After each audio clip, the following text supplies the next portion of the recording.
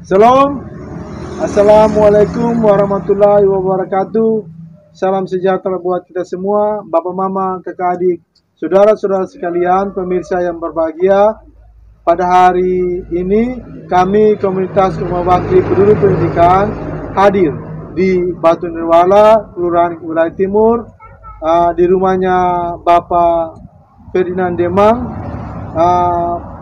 dan tujuan kami hari ini hadir bersama Bapak Ferry Demang untuk mencari tahu sepak terjang beliau, bagaimana sejarah hidup beliau mulai dari bawah sampai pada hari ini mencapai kesuksesan luar biasa. Karena itu ikuti kami terus dengan menonton, subscribe, menekan tanda lonceng dan juga like, dan memberi komen agar memberikan motivasi dan semangat buat kami dalam membangun komunitas ini.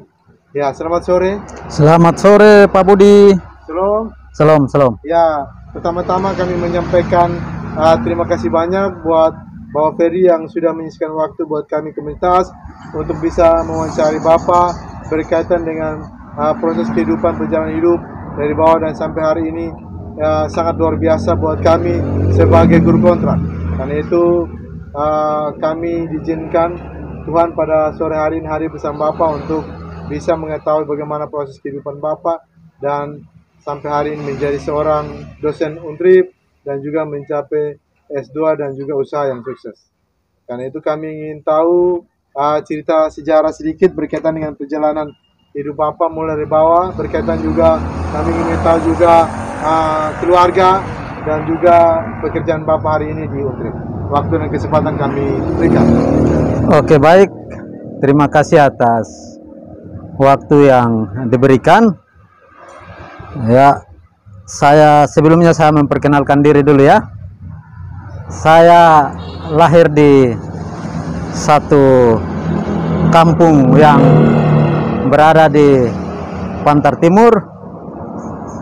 Itu Kampung Beribu, di mana sekarang disebut dengan Desa Merdeka.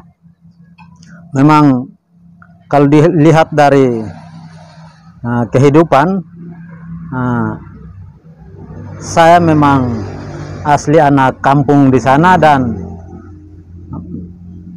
kalau berbicara menyangkut dengan pengalaman hidup ya, seperti yang tadi sudah disampaikan oleh Kakak Budi, bagaimana inspirasi hidup ini saya mau gambarkan supaya kepada teman-teman, sahabat yang kalau memang hari ini mereka merasa bahwa hidup ini tidak seenaknya mengembalikan telapak tangan. Itu memang saya rasakan karena saya hidup ini memulai dari nol. Hidup memulai dari nol. Saya keluar dari kampung halaman saya itu sejak tahun 1997. Sejak saya tamat SD di kampung halaman, saya beranjak menuju ke Kota Karang, yaitu Kota Kupang. Ada keluarga yang bawa saya ke sana, terus mengikuti pendidikan. Sehabis itu saya kembali ke Alor, dan saya lebih memilih untuk merantau waktu itu. Saya lebih memilih untuk merantau, dan saya ingin ke Jawa, yaitu di Surabaya. Selama kurang lebih hampir beberapa tahun di Jawa, saya mendengar ada saudara-saudara yang dari kampung menyelesaikan studi pendidikan S1. Saya juga merasa ada ketertarikan di situ waktu itu. Saya merasa ada ketertarikan. Saya berpikir, kalau hidup di Jawa ini memang banyak persaingan. Kalau kita tidak kerja, pastinya bisa susah di rantauan. Kalau di rantauan itu kan biasa dikatakan ada uang baru kita bisa makan. Ada uang baru kita bisa makan. Beda dengan kalau kita hidup di kita punya daerah seperti di Alor, biar tidak ada uang juga, kalau kita bisa pergi ke saudara, sahabat, keluarga kita bisa makan. Itu yang hal itu yang menjadi inspirasi saya untuk kembali ke Alor dan memutuskan untuk kuliah. Memutuskan untuk kuliah waktu itu, dan saya masuk di Untrip itu awal tahun 2008 ya, kalau tidak salah. Tahun 2008, waktu itu Untripnya masih di Semaker. Untripnya masih di Semaker 1 ya, Semaker 1. Jadi memang bukan hidupnya yang susah waktu itu, tapi kuliahnya yang saya berpikir susah juga. Karena apa? Waktu itu Untrip ini masih dalam kalau dikatakan bahwa belum jelas identitasnya. Banyak asumsi-asumsi yang disampaikan oleh kita punya saudara-saudara yang kuliah di luar, contohnya di Jawa, Kupang, datang itu ada banyak sindiran yang kita dengar. Kuliah di Untrip ini sampai kapanpun tidak akan wisuda. Ya, itu bahasa-bahasa yang waktu itu kami dengar, dan itu membuat kami tidak merasa jenuh. Kami tahu bahwa ini Untrip ini orang-orang beriman yang dipersatukan Tuhan untuk membuka kampus, pasti ada jalan keluar yang terbaik. Jadi ya, waktu kuliah juga ya, terus terang ya, saya ini dari keluarga tidak mampu. Dengan pengalaman kami di Jawa, kami mulai berusaha. Kami mulai berusaha dengan biaya kos, biaya perkuliahan, biaya makan minum setiap hari, itu kami berusaha secara sendiri. Karena kami merasa bahwa di Alor ini memang peluang usahanya banyak. Peluang usahanya banyak, tapi minta maaf, kita punya rasa berusahanya masih kurang sekali. Tidak seperti kita punya saudara-saudara yang di luar Alor. Itu yang memotivasi kami untuk tetap berusaha. Dimanapun kami berada, kami harus usaha. Di kos juga kami tetap berusaha, walaupun usaha itu ya di tempat yang kecil juga, kami tetap tekuni itu.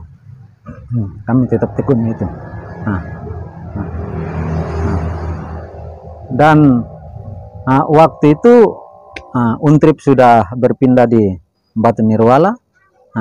Saya berkomunikasi dengan pihak kampus, dan puji Tuhan saya diizinkan untuk berusaha di kampus, dan itu yang membuat usaha kami terus berjalan, walaupun memang kadang ada yang berpikir bilang, mereka usaha-usaha dari awal, sejak mereka menginjakan kaki di Alor, tapi tidak kaya-kaya. Mungkin ada yang berpemikiran begitu, tapi artinya kami mendapat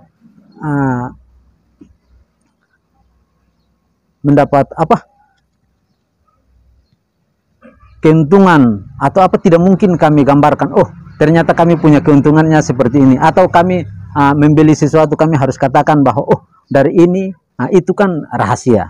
Artinya berkat Tuhan yang kita dapat itu kita tidak mungkin mau sampaikan di setiap orang yang datang. Kita mau katakan bahwa oh saya ini dapat sekian, saya ini dapat sekian. Kita merasa bahwa kalau itu kita memiliki, Tuhan bisa angkat atau bisa ambil itu berkat, karena artinya itu kesombongan yang masih melekat pada diri kita. Dan sampai saat ini juga, sehabis saya kembali studi S2, terus terang Tuhan izinkan waktu itu saya berangkat tahun 2014 dan kembali 2018 juga. Usaha saya tidak bisa tinggalkan, karena saya percaya bahwa usaha itu yang membesarkan saya. Usaha itu yang membesarkan. Dan satu yang perlu disampaikan atau diingat oleh kita bahwa kalau kita mau berusaha tidak boleh ada gengsi. Kalau untuk saya bersama keluarga, istri, anak, itu untuk rasa gengsi itu sudah tidak ada dalam kami punya diri. Itu rasa gengsi. Gengsi itu tidak ada dalam kami punya diri. Karena yang kita takutkan itu kecuali kita curi. Takutkan itu kecuali kita curi. Selagi kita masih berusaha dengan kita punya keringat, dengan cucuran air mata, pastinya Tuhan akan siapkan yang terbaik untuk masa depan. Terima kasih. Tepuk tangan luar biasa buat Bapak Ferdi. Jadi sekarang gelarnya bagaimana? Ferdinand Demang? Ferdinand Demang, SP MSc. SP MSc. MSc-nya apa? Master? Agribisnis. Agrobisnis. Agribisnis. Ya. Luar biasa.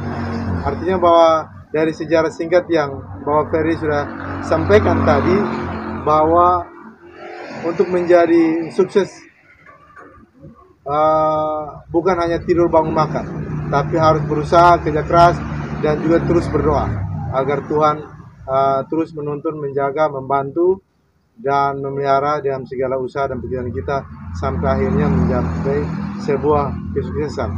Dan memang dalam perjalanan hidup manusia, dalam setiap proses hidup tuh pasti ada tahapan-tahapan yang diperoleh, dan ada kenangan-kenangan atau hal-hal yang menjadi memori atau kenangan yang tidak bisa dilupakan. Karena itu kami komunitas ingin mengetahui hal apa yang menjadi sebuah kenangan terbesar buat Bapak Ferdi bersama Mama dan anak-anak, dan sampai hari itu menjadi bekas dan menjadi inspirator buat Bapak Ferdi dalam menggeluti hidup ini. Kami komunitas ingin tahu.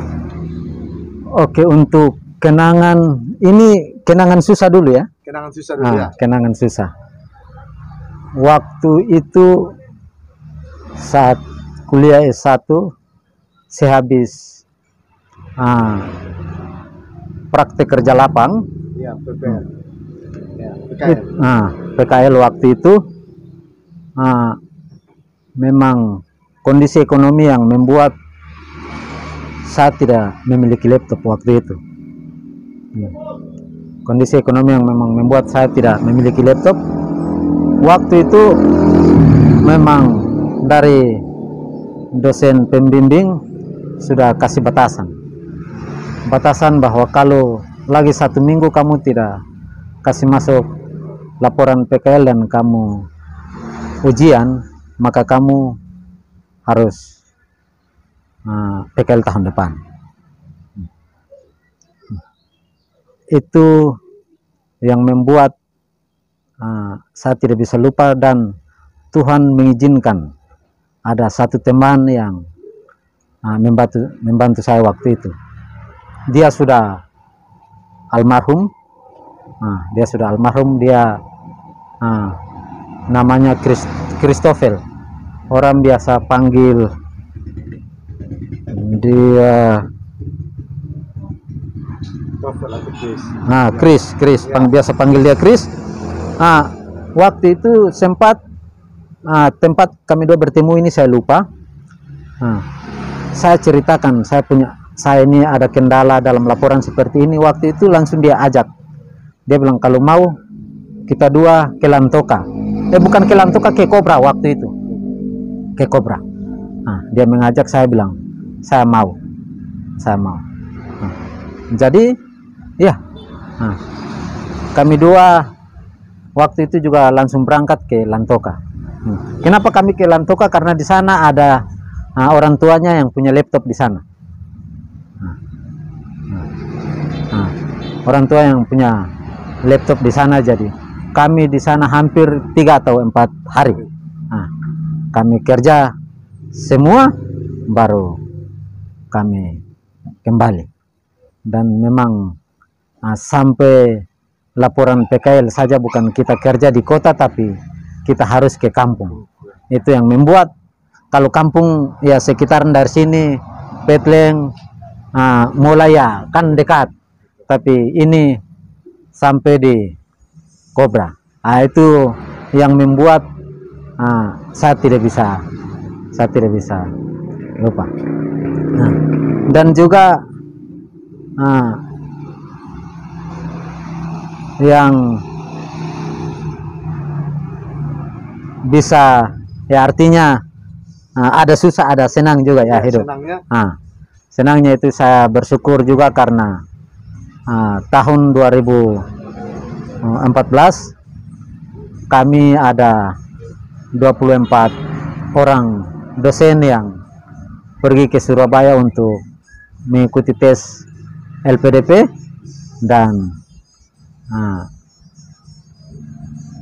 ya dengan kasih Tuhan kami 9 orang itu lulus di awal tes itu, dan teman-teman ada yang belum, dan hari ini mereka semua sudah selesai dan semua sudah kembali ke alur. Itu yang memang kasih Tuhan yang begitu sempurna. Dari awalnya kita memang tertate-tate dengan keadaan hidup yang mungkin orang lain sudah pasrah, tapi kami punya komitmen bahwa dengan doa pasti semuanya itu ada jalan. Kalau untuk studi S2 itu saya pikir sudah tidak ada susah-susahnya lagi, karena itu langsung biaya dari kementerian. Jadi tapi yang paling pahit itu waktu S1 itu. Luar biasa. Artinya bahwa kami merasa bangga komunitas karena kami pada hari ini mengetahui bagaimana proses kehidupan seorang dosen MSc, master, seorang ahli di bidangnya, yang kemudian dalam perjalanan hidupnya punya kenangan yang luar biasa, baik susah maupun senang. Dan itu menjadi inspirasi buat kami semua yang akan menyaksikan, yang akan terus melihat perkembangan kehidupan kami dan menjadi inspirator buat kami ke depan. Dan kami tahu bahwa dalam kehidupan setiap manusia yang sudah berkeluarga atau belum, pasti ada sosok-sosok orang yang kemudian terus dan sentiasa ada di belakang kita, ada di depan kita, ada di samping kiri dan kanan kita. Karena ketika kita jatuh, pasti dia akan membangkitkan kita melalui motivasi, dorongan, masukan, dan nasihat. Dan itu kami komunitas Umar Bakri ingin mengetahui siapa sosok orang tersebut yang membuat Bapak Ferdi tidak pernah merasa kehilangan, tidak pernah merasa sendiri, dan tidak pernah merasa jatuh, kan orang itu selalu senantiasa berada di samping Bapak Ferdi. Oke, untuk menyangkut dengan yang biasa kasih motivasi dalam hidup ini, baik dari keluarga saya bahkan istri, hampir keseluruhan. Kadang ada waktu-waktu kami waktu-waktu libur kami berkunjung, mereka biasa kasih motivasi-motivasi yang artinya sebagai anak, apa yang orang tua sampaikan itu kita ambil hikmahnya. Karena apa ya, kalau orang tua omong baru, kalau kita tidak ikut atau melawan itu saya pikir, karena dalam agama juga dia katakan bahwa surga itu kan ada di bawah telapak kaki. Jadi kalau apa yang disampaikan ya kita ya baik. Terkadang kalau ada yang sampai marah-marah, terkadang kan biasa ada keluarga yang biasa marah-marah. Marah-marah kita itu jangan menganggap bahwa marah jadi sudah, saya tidak mau komunikasi dengan keluarga lagi. tapi mereka marah, itu kan tanda kasih sayang. Orang lain kan tidak mungkin mereka marah. Mereka tahu kita ini dia punya anak, keluarga, maka marah itu bagian dari kasih sayang. Nah, marah itu bagian dari kasih sayang. Nah, jangan karena marah terus kita langsung balik kanan dan hilang. Nah, itu tidak boleh. Wah, luar biasa bahwa sebenarnya yang menjadi inspirator dan juga penyokong pendukung dari Bapak Ferry selama ini adalah seorang sosok mama yang ada di kampung, juga istri yang terus memberi dorongan dan motivasi. Walaupun tadi Bapak Ferry sampaikan mama sama marah-marah, tapi kita akui bahwa di dalam bahasa atau tutur kata mama, walaupun kadang-kadang rendah, kadang-kadang tinggi, di situ ada berkat yang akan melindungi, mendukung dan memberi kita jalan keluar agar kita mencapai kesuksesan.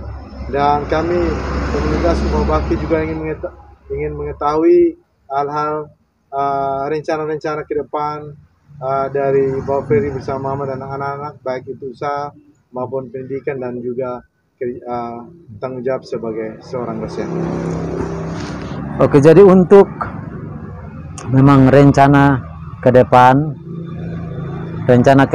artinya kita semua punya rencana pastinya ya. Hidup ini semua pasti punya rencana, kecuali orang yang sudah mati itu yang tidak punya rencana. Nah, kalau kita masih hidup ini semua punya rencana, asal semua rencana itu kita serahkan atau minta Tuhan supaya dia selalu menuntun dalam kita punya perencanaan. Itu yang perlu saya sampaikan dulu. Karena apa? Nah, terkadang kalau kita manusia kita boleh rencana, tapi kalau kita tidak serahkan di tangan Tuhan, maka rencana itu pasti akan gagal. Jadi memang setiap malam, pagi, apa yang kami rencanakan itu kami selalu bawa dalam doa. Contoh seperti rencana ke depan usaha ini dia bisa berkembang lebih bagus. Dan kalau memang kalau kita di kampus ini harus tuntutan pendidikan yang dosen yang kita harus melanjutkan studi lagi. Tidak bisa tidak, harus. Mau tidak mau, suka tidak suka, harus berangkat. Harus berangkat. Jadi itu semua dalam pergumulan. Kalau memang waktunya Tuhan sudah izinkan, harus berangkat. Luar biasa. Artinya dalam setiap tahapan hidup dan rencana ke depan, memang sebagai manusia tidak lepas daripada Tuhan. Karena kita terus dan sentiasa menyerahkan kita punya masa depan di Tuhan agar semua rencana itu dapat berhasil, baik itu usaha maupun pekerjaan.